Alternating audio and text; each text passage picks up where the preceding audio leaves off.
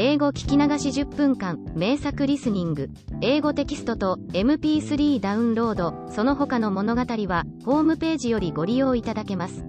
88thpp.com 88thpp.com Chapter 3 The Land of Memory. The fairy Baraloon had told the children that the land of memory was not far off, but to reach it you had to go through a forest that was so dense and so old that your eyes could not see the tops of the trees. It was always shrouded in a heavy mist, and the children would certainly have lost their way, if the fairy had not said to them beforehand. It is straight ahead, and there is only one road. The ground was carpeted with flowers which were all alike. They were snow-white pansies and very pretty, but, as they never saw the sun, they had no scent. Those little flowers comforted the children, who felt extremely lonely. A great mysterious silence surrounded them, and they trembled a little with a very pleasant sense of fear which they had never felt before. "Let's take Granny a bunch of flowers," said Myrtle. "That's a good idea. She will be pleased," cried Talbot. And, as they walked along, the children gathered a beautiful white nosegay. The dear little things did not know that every pansy, which means a thought, that they picked brought them nearer to their grandparents, and they soon saw before them a large oak with a notice board nailed to it. "Here we are," cried the boy in triumph, as, climbing up on a root, he read, "The Land of Memory." They had arrived, but they turned to every side without seeing a thing. "I can see nothing at all," whimpered Myrtle. "I'm cold. I'm tired. I don't want to travel any more." Talbot, who was wholly wrapped up in his errand, lost his temper. "Come, don't keep on crying just like water. You ought to be ashamed of yourself," he said. "There. Look. Look. The fog is lifting." And, sure enough, the mist parted before their eyes, like veils torn by an invisible hand. The big trees faded away, everything vanished, and, instead, there appeared a pretty little peasant's cottage, covered with creepers and standing in a little garden filled with flowers and with trees all over fruit. Everything vanished and, instead, there appeared a pretty little peasant's cottage. The children at once knew the dear cow in the orchard, the watchdog at the door, the blackbird in his wicker cage, and everything was steeped in a pale light and a warm and balmy air.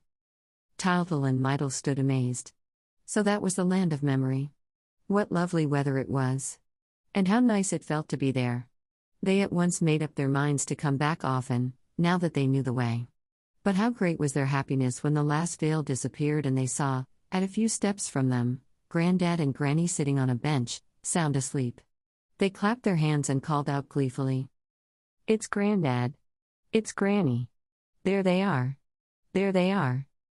But they were a little scared by this great piece of magic and dared not move from behind the tree, and they stood looking at the dear old couple, who woke up gently and slowly under their eyes.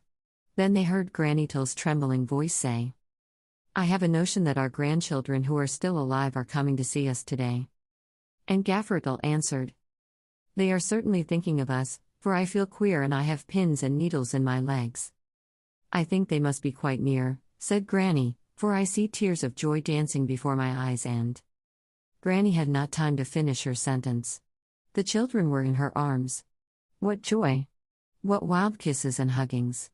What a wonderful surprise! The happiness was too great for words. They laughed and tried to speak and kept on looking at one another with delighted eyes. It was so glorious and so unexpected to meet again like this. When the first excitement was over, they all began to talk at once. "How tall and strong you've grown, Talbot," said Granny. And Grandad cried, "And Myrtle. Just look at her. What pretty hair, what pretty eyes." And the children danced and clapped their hands and flung themselves by turns into the arms of one or the other. At last, they quieted down a little, and, with Myrtle nestling against Grandad's chest and Talbot comfortably perched on Granny's knees, they began to talk of family affairs. "How are Daddy and Mummy Tull?" asked Granny. "Quite well, Granny," said Talbot. "They were asleep when we went out." Granny gave them fresh kisses and said, "My word, how pretty they are and how nice and clean. Why don't you come to see us oftener? It is months and months now that you have forgotten us and that we have seen nobody." "We couldn't, Granny," said Talbot, "and today it's only because of the fairy. We are always here, said Granny Tull, waiting for a visit from those who are alive. The last time you were here was on All Hallows. All Hallows? We didn't go out that day, for we both had colds. But you thought of us. And, every time you think of us, we wake up and see you again. Tyltyl remembered that the fairy had told him this. He had not thought it possible then, but now, with his head on the heart of the dear granny whom he had missed so much, he began to understand things and he felt that his grandparents had not left him altogether. He asked, "So you are not really dead?" The old couple burst out laughing. When they exchanged their life on earth for another and a much nicer and more beautiful life, they had forgotten the word dead. "What does that word dead mean?" asked Gaffer Tull. "Why, it means that one's no longer alive," said Tyltyl. Grandad and Granny only shrugged their shoulders. "How stupid the living are, when they speak of the others," was all they said. And they went over their memories again, rejoicing in being able to chat. All old people love discussing old times. The future is finished, as far as they are concerned, and so they delight in the present and the past. But we are growing impatient, like Tyltyl, and, instead of listening to them, we will follow our little friend's movements. He had jumped off Granny's knees and was poking about in every corner, delighted at finding all sorts of things which he knew and remembered. "Nothing is changed, everything is in its old place," he cried. And, as he had not been to the old people's home for so long, everything struck him as much nicer, and he added, in the voice of one who knows, only everything is prettier. "Hello, there's the clock with the big hand which I broke the point off and the hole which I made in the door, the day I found Grandad's gimlet." "Yes, you've done some damage in your time," said Grandad. "And there's the plum tree which you were so fond of climbing, when I wasn't looking." Meantime, Tyltyl was not forgetting his errand. "You haven't the bluebird here by chance, I suppose?" At the same moment, Mytyl, lifting her head, saw a cage. "Hello, there's the old blackbird. Does he still sing?" As she spoke, the blackbird woke up and began to sing at the top of his voice. "You see," said Granny, "as soon as one thinks of him." Tyltyl was simply amazed at what he saw. "But he's blue," he shouted. "Why, that's the bird, the blue bird. He's blue, blue, blue as a blue glass marble. Will you give him to me?" The grandparents gladly consented, and, full of triumph, Tyltyl went and fetched the cage which he had left by the tree.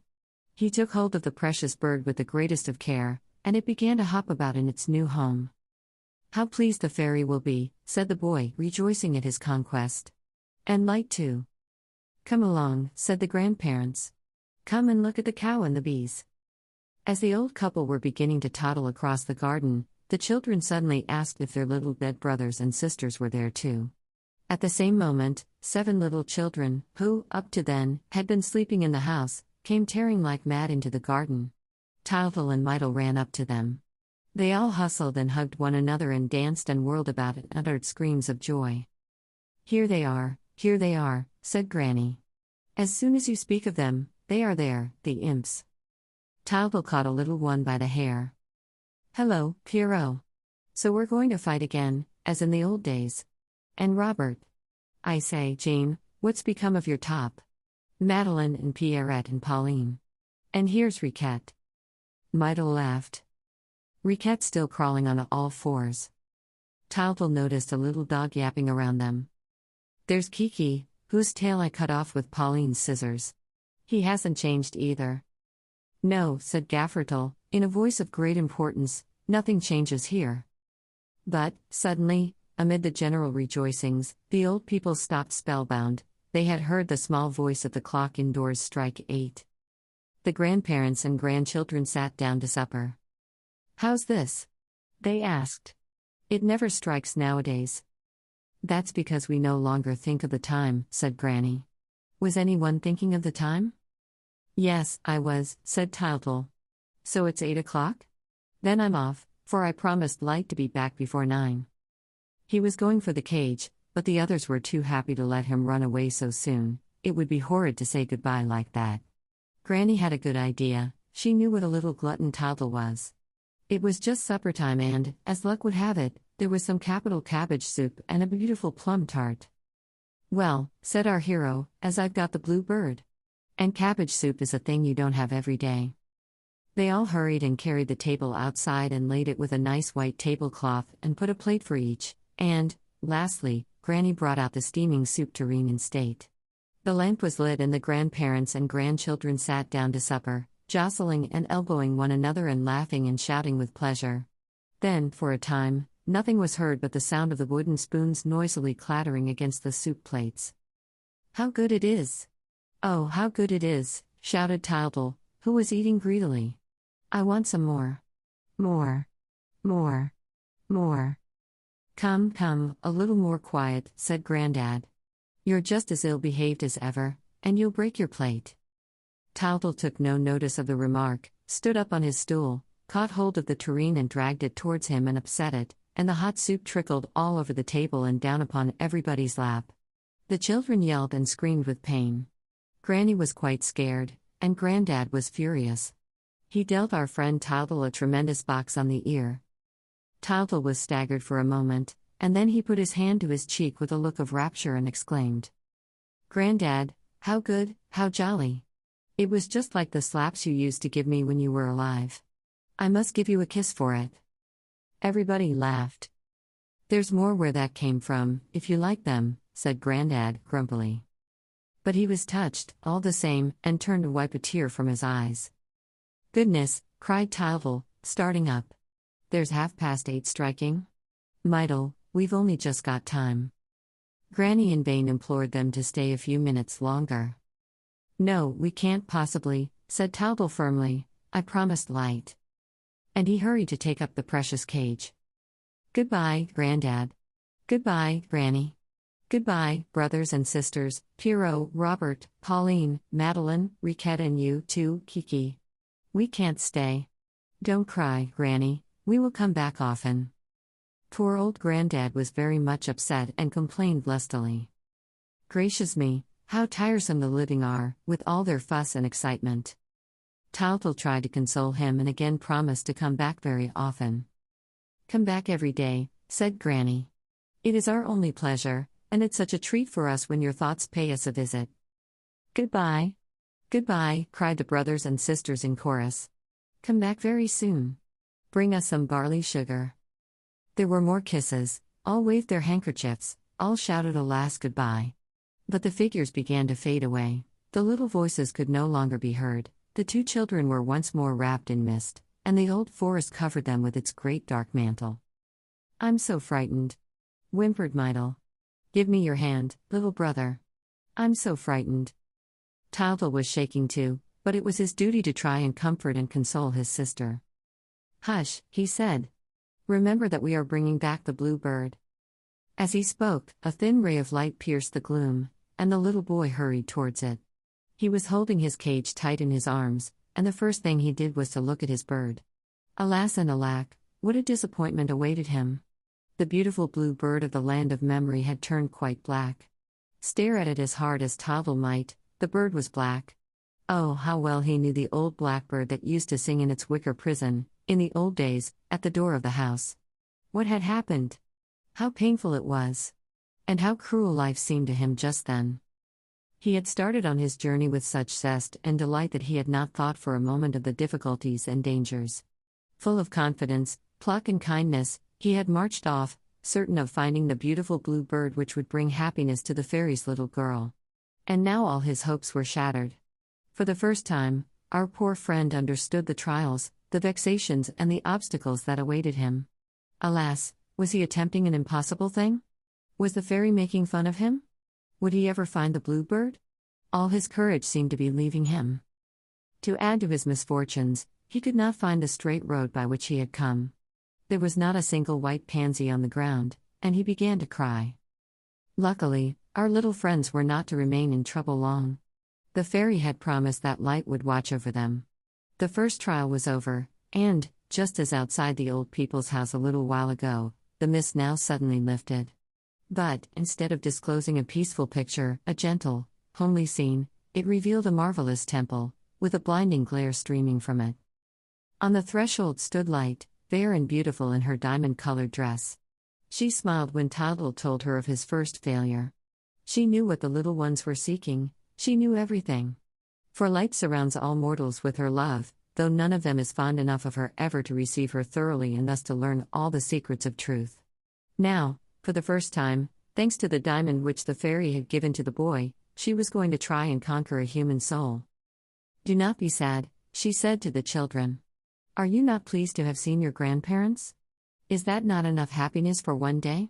Are you not glad to have restored the old blackbird to life? Listen to him singing." For the old blackbird was singing with might and main, and his little yellow eyes sparkled with pleasure as he hopped about his big cage. As you look for the blue bird, dear children, accustom yourselves to love the gray birds which you find on your way. She nodded her fair head gravely, and it was quite clear that she knew where the blue bird was. But life is often full of beautiful mysteries, which we must respect, lest we should destroy them, and, if Light had told the children where the blue bird was, well, they would never have found him.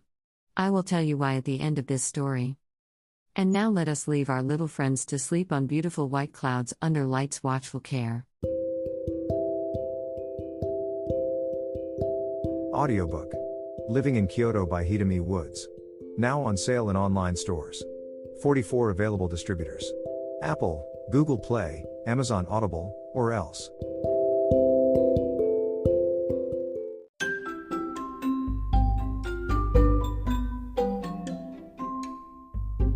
大好評。ヒデミウッズがデザインしたとってもかわいいオリジナルグッズが手に入る。トートバッグ、缶バッジ、ステッカー、T シャツ、トレーナー、パーカー、文具、その他いろいろ、エリゼン .com で見てみてね。erizen.com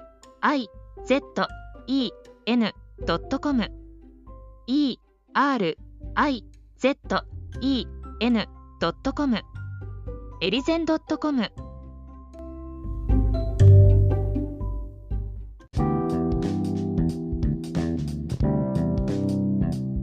英語聞き流し10分間名作リスニング。英語テキストと MP3 ダウンロード、その他の物語はホームページよりご利用いただけます。